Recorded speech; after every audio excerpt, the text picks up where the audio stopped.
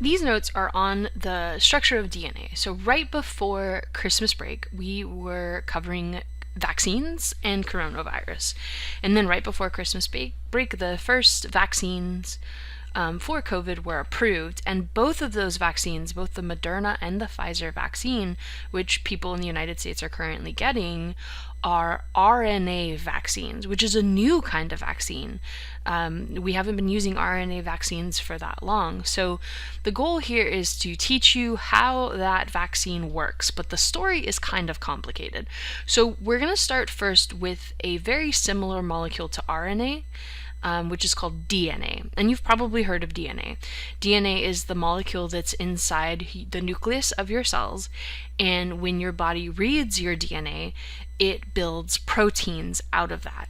And those proteins make you you. The proteins that you have determine everything about, well, not everything, but most things about you, like your eye color, your hair color, how tall you are.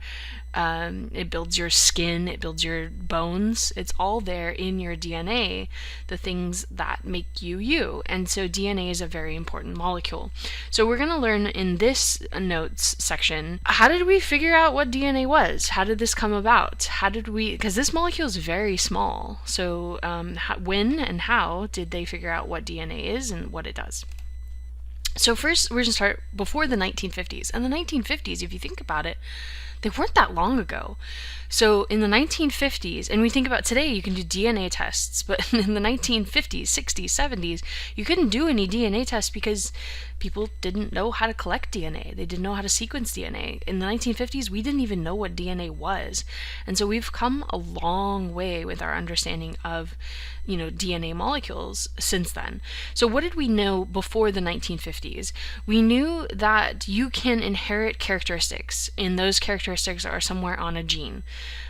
So we knew that things could get passed from parent to child, and there's a famous Austrian monk that we'll talk about later. His name was Gregor Mendel, and he did a lot of experiments with pea plants, where he was breeding these pea plants, and he proved that you can pass these characteristics from parent to child. But before that, people didn't know why you looked the way you did, and didn't know about genetic inheritance, but now we do.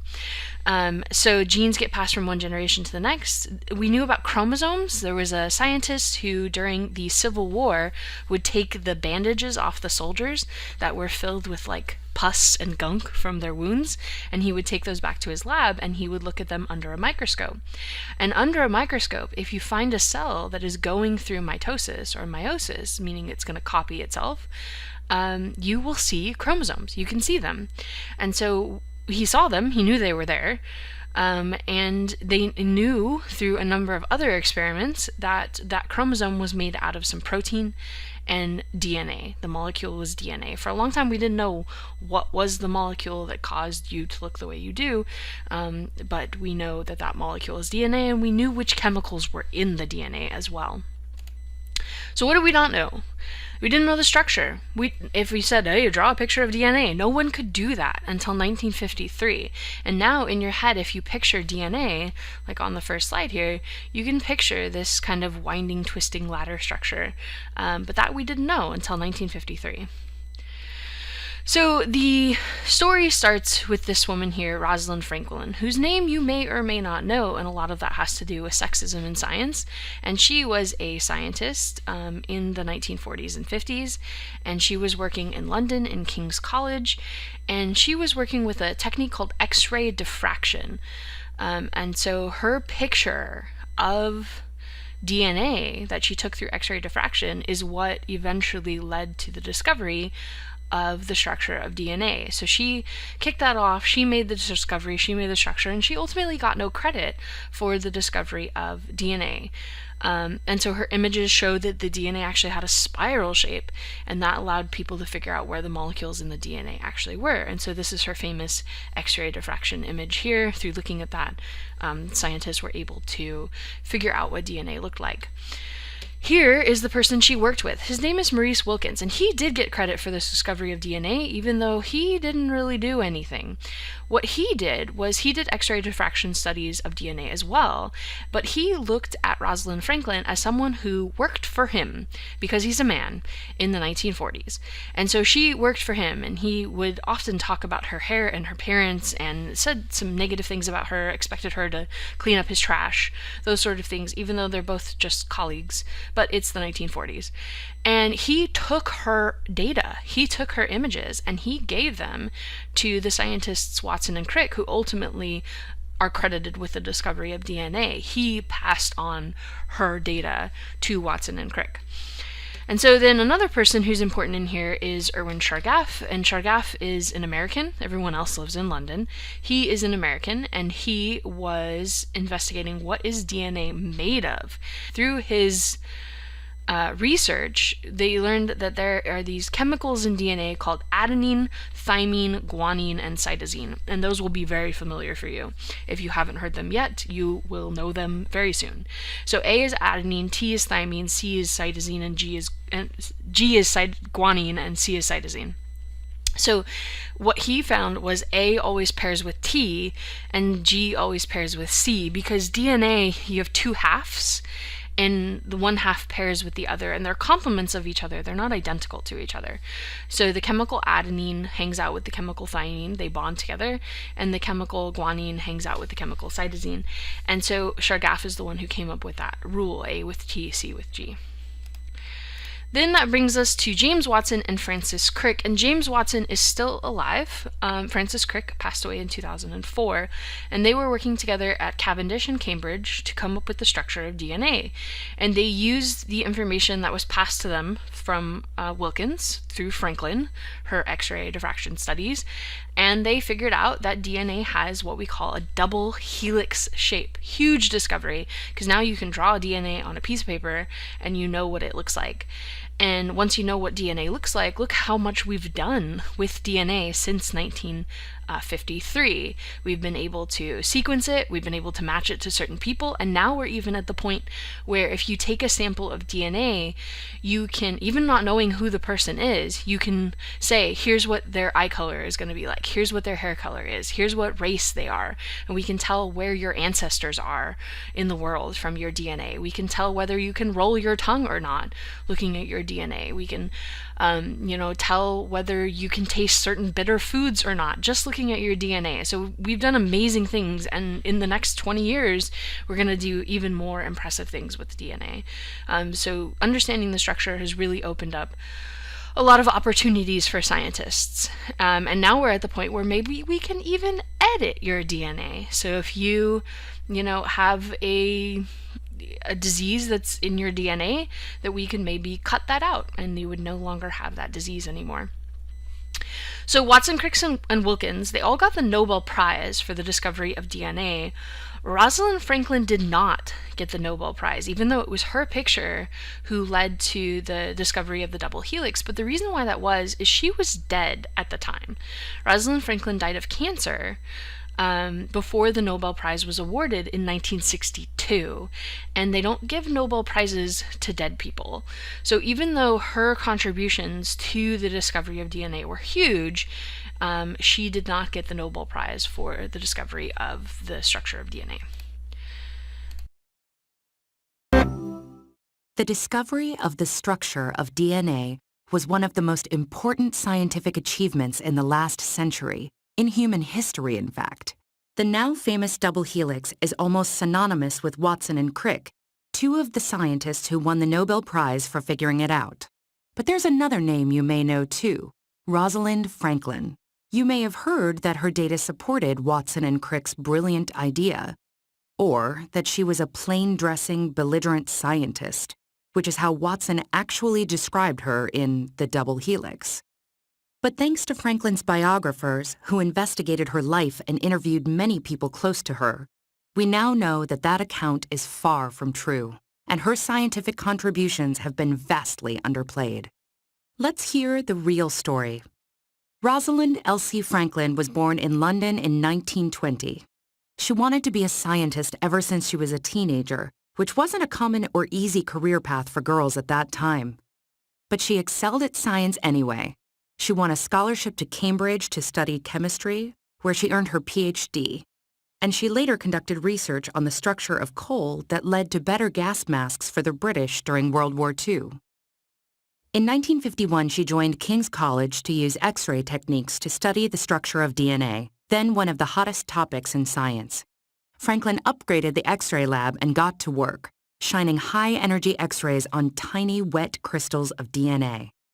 But the academic culture at the time wasn't very friendly to women, and Franklin was isolated from her colleagues. She clashed with Maurice Wilkins, a lab mate who assumed Franklin had been hired as his assistant. But Franklin kept working, and in 1952, she obtained Photo 51, the most famous X-ray image of DNA. Just getting the image took 100 hours. The calculations necessary to analyze it would take a year. Meanwhile, the American biologist James Watson and the British physicist Francis Crick were also working on finding DNA's structure. Without Franklin's knowledge, Wilkins took Photo 51 and showed it to Watson and Crick. Instead of calculating the exact position of every atom, they did a quick analysis of Franklin's data and used that to build a few potential structures. Eventually, they arrived at the right one. DNA is made of two helicoidal strands, one opposite the other, with bases at the center like rungs of a ladder. Watson and Crick published their model in April 1953. Meanwhile, Franklin had finished her calculations, come to the same conclusion, and submitted her own manuscript. The journal published the manuscripts together, but put Franklin's last, making it look like her experiments just confirmed Watson and Crick's breakthrough, instead of inspiring it. But Franklin had already stopped working on DNA and died of cancer in 1958, never knowing that Watson and Crick had seen her photographs. Watson, Crick, and Wilkins won the Nobel Prize in 1962 for their work on DNA. It's often said that Franklin would have been recognized by a Nobel Prize if only they could be awarded posthumously. And in fact, it's possible she could have won twice. Her work on the structure of viruses led to a Nobel for a colleague in 1982. It's time to tell the story of a brave woman who fought sexism in science and whose work revolutionized medicine, biology, and agriculture. It's time to honor Rosalind Elsie Franklin, the unsung mother of the double helix.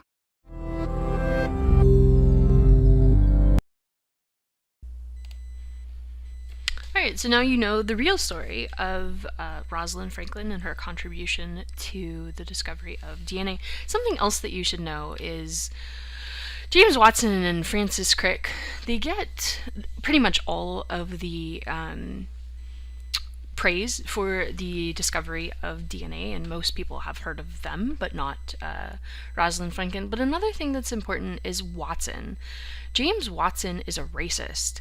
So James Watson's motivation for discovering the structure of DNA was so that he could prove that somewhere in our DNA is the code that makes people of color inferior to white people, and that something in the DNA of, people from Africa or people from Asia or people from South America is in some way worse than the DNA of white people. And that information does not exist. It's very difficult to tell the physiology of people of color versus white people.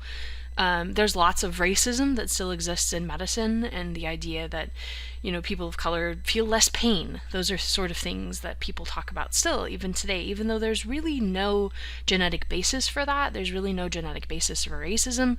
And Watson was very interested in that eugenics kind of idea of white people are superior and we can prove it with DNA. But that proof doesn't exist because that's not true. And so Watson has kind of fallen out of popularity. He ultimately ended up selling his Nobel Prize medal to somebody else who I believe gave it back to him. But he, because of his racist ideas that he still holds on to today, he is not very popular anymore. All right, so why does it matter that we understand DNA? Why does this molecule matter? So the reasons that we look at its structure is it is the thing that unites all life. I have DNA, you have DNA, a banana has DNA, an apple has DNA, a piece of grass has DNA. All life has DNA, and our DNA is actually very similar between organisms. You may have heard before that you and a banana have 50% of your DNA that matches.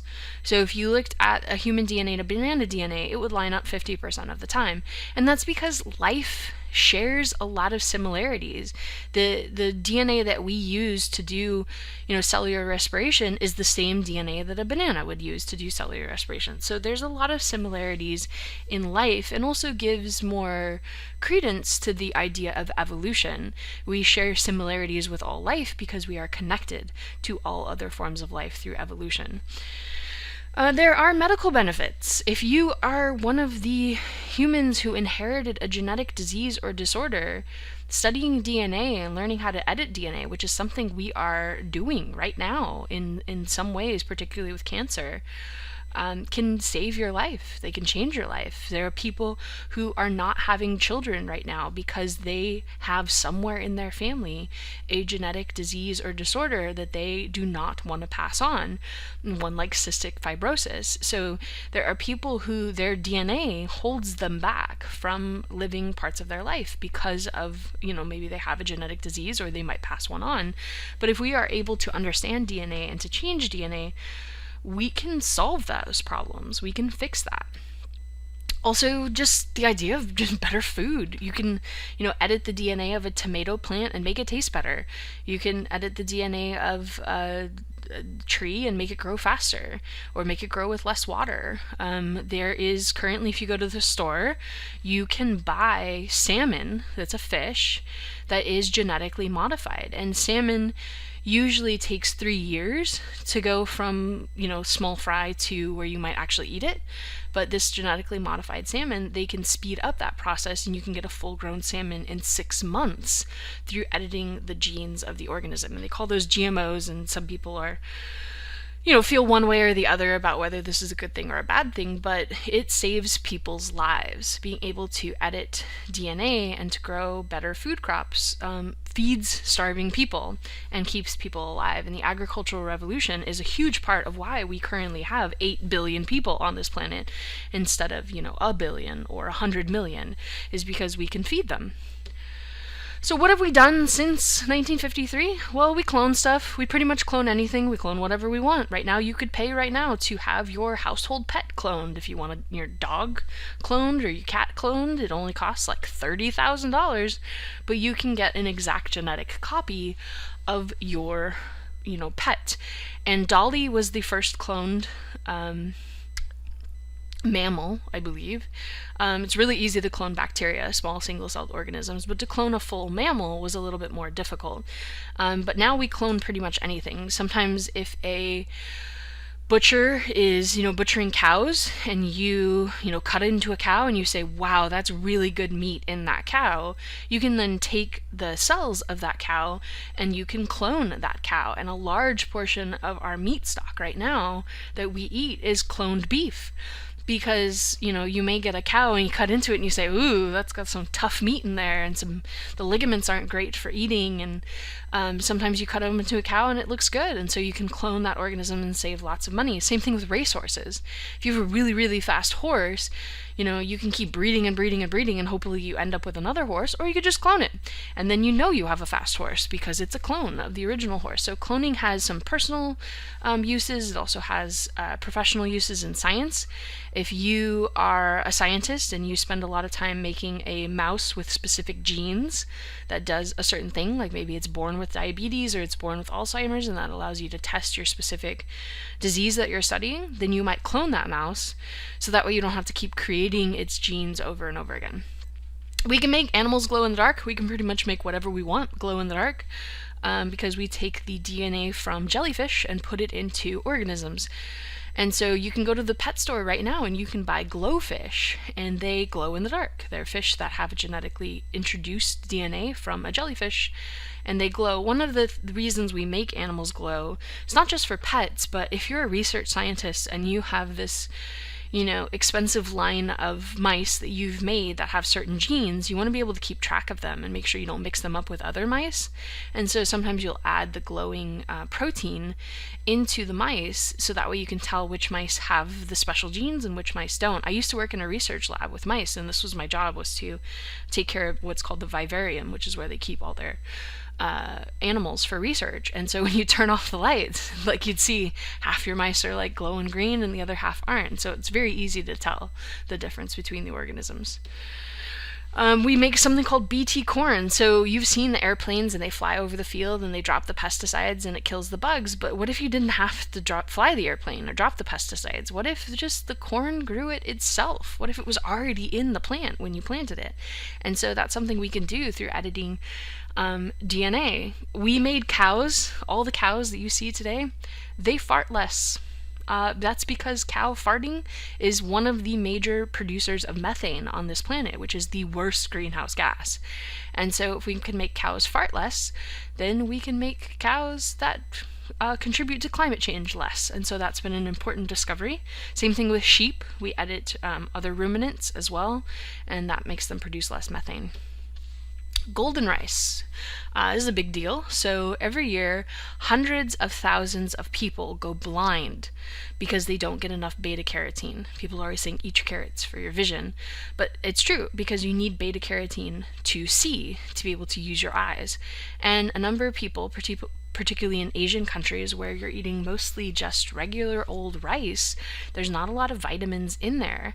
And so a lot of people who most of their diet is rice, they go blind without a supplement of other fruits and vegetables. And so one of the things that they've been able to introduce in Asian countries is golden rice. And you can see there that it's yellow. And the reason it's yellow is that it has beta carotene. And that is preventing people from going blind through lack of vitamins.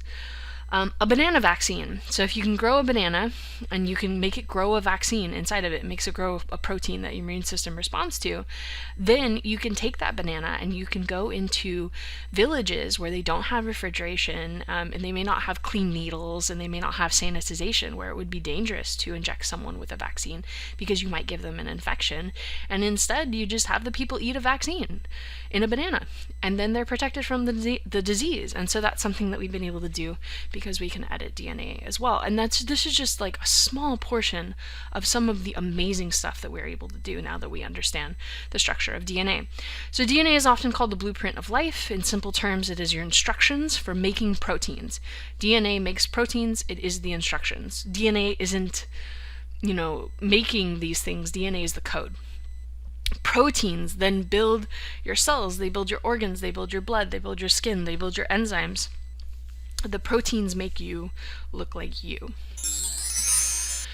So, genes are basic units of heredity. They get passed from parent to offspring. Our genes are on our chromosomes, and chromosomes are made up of a chemical called DNA. And DNA stands for deoxyribonucleic acid. DNA is actually in two places in your body. You have the good old-fashioned DNA in your nucleus that came from your mom and your dad, but you also have mitochondrial DNA in your mitochondria. And its mitochondrial DNA only comes from your mom. So mitochondrial DNA remains unchanged through the lineage of your mother. So your mitochondrial DNA is identical to your mother's, and it is identical to your sister's, and it is identical to your grandmother's on your mother's side, and so on and so forth. And so mitochondrial DNA does not change, and it remains identical through our matriarchal side. So through your mom, back through all your female ancestors on that side, you have identical DNA to all of them because mitochondrial DNA never gets recombined. Your DNA in your nucleus came from both of your parents, so it's a little bit of each parent, and it's a random assortment, which is why if you have siblings, you don't look identical to them, even though you both have the same parents. You have a random assortment of your parents' DNA, and so you may look a lot like your siblings, or you may look very little like your siblings. It just depends on the random parts you got. And we'll talk about that later. It's genetics. So what does the DNA molecule look like? It's a really, really long polymer. The basic shape of your DNA is a twisted ladder or zipper, and it's called the double helix. So this is the structure that Watson and Crick discovered here.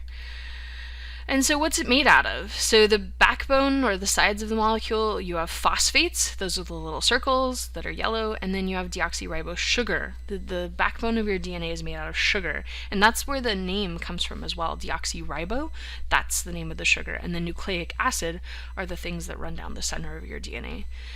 The teeth, the latter, those are your nitrogenous bases. Those are also called nucleic acids. So this is where the deoxyribonucleic acid comes from the sugar and the bases. DNA, again, is a polymer. A polymer is just a molecule made of repeating pieces over and over and over again. And the repeating piece in DNA is the nucleotide, where you have the phosphate, you have the sugar, and then you have a base. And then phosphate, sugar, base, over and over again, millions of times. One strand of DNA is a polymer of repeating nucleotides, phosphate, sugar, base, those are your nucleotides. And one strand of DNA has millions of these nucleotides, so lots and lots. And a lot of your DNA doesn't even do anything. The vast majority of your DNA is junk. It doesn't code for any proteins at all. It's something just passed on to you through generations, but most of your DNA is actually non-coding. There's only small sections of your DNA that actually code for proteins. You have 4 nitrogenous bases. These are the ones that Chargaff is famous for discovering and their pair group. So you have cytosine, which is C, thymine, which is T, adenine, which is A, and then guanine, which is G. And so these are the ones where A pairs with T and C pairs with G. So 2 kinds of bases in your DNA. Here, there are single ring bases. You can see here this has a single ring of carbon and nitrogen. Those are called your pyrimidines. And then sometimes you have a double ring of bases. These are your purines. And so thymine and cytosine are your single rings, and they are your pyrimidines. And then adenine and guanine have 2 rings. You can see here you have a hexagon attached to a pentagon. And so they have 2 rings, and so they are adenine and guanine, and they are purines. You have 2-stranded DNA, fits together a little bit like a zipper. The teeth are the nitrogenous bases, but here in between them, in this gap, what is holding them together? So why does one half of your DNA actually stick to the other half of your DNA? What is in between there? And the answer is hydrogen bonds. So your DNA is attracted to the other side of your DNA through hydrogen bonds.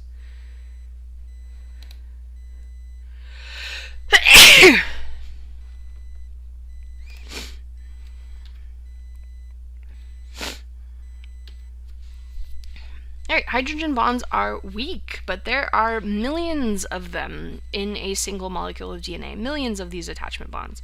So this O is attached to this N through hydrogens in here. And hydrogens attach here, and hydrogens attach here. When you're doing organic molecules like this, you don't ever draw in the H's, but there are hydrogens around here as well. So this bond would be a hydrogen here and a hydrogen there, and they're touching each other. The bonds between cytosine and guanine are shown here with dotted lines. So this is cytosine and guanine, and they are bonded together with hydrogen bonds, because C always goes with G. So Chargaff's rule I talked about earlier, A and T always go together, adenine and thymine, and cytosine and guanine always go together. So what does DNA look like? Well, if you think about a computer code, it's really just 1s and 0s in the right order that tells your computer what to do.